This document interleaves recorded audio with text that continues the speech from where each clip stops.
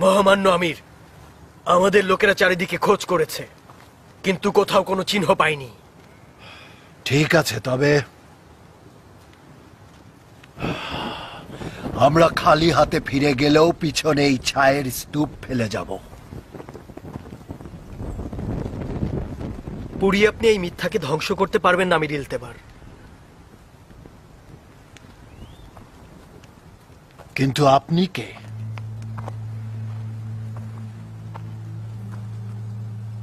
নিজামিয়া মাদ্রাসা থেকে আগত আবু হামিদ মুহাম্মদ আল গাজালি। আপনার নাম আমি শুনেছি, কিন্তু এমনটা কেন বলছেন?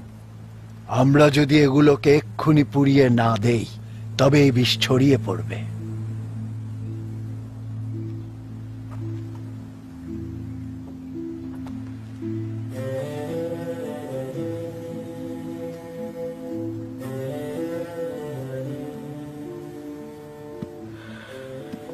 বিশ্বাস চেতনায় গেঁথে রাখা হয় আমির ইলতেবার।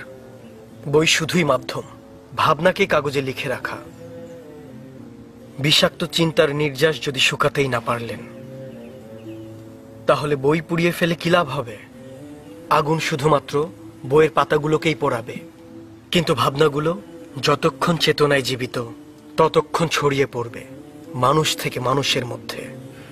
তাহলে আমরা কি করব?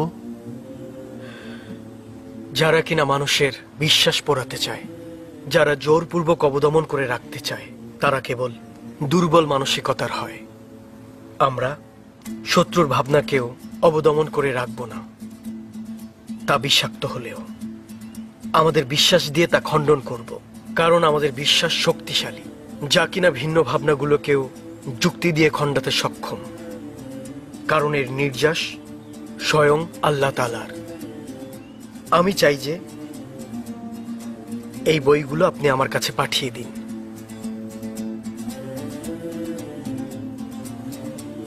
আপনি এগুলো দিয়ে কি করবেন? বিষাক্রান্ত রোগীকে বিষ দ্বারাই তৈরি প্রতিষেধক দিয়ে তার চিকিৎসা করা হয়। আমরা বাতিনীদের লেখাগুলোকে তাদের মতো করেই পড়ব এবং গভীরভাবে পর্যবেক্ষণ করব, যাতে করে ওদের এই বিষ থেকেই বাতিনীদের বিষের প্রতিষেধক তৈরি করা যায়।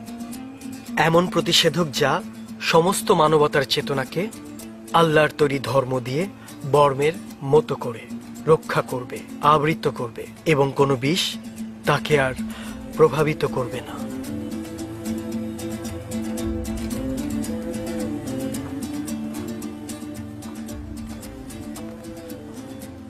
এই বইগুলোকে নিয়ে যাও এবং আবু হামিদ গাজালি যেখানে চান সেখানে পৌঁছে দাও।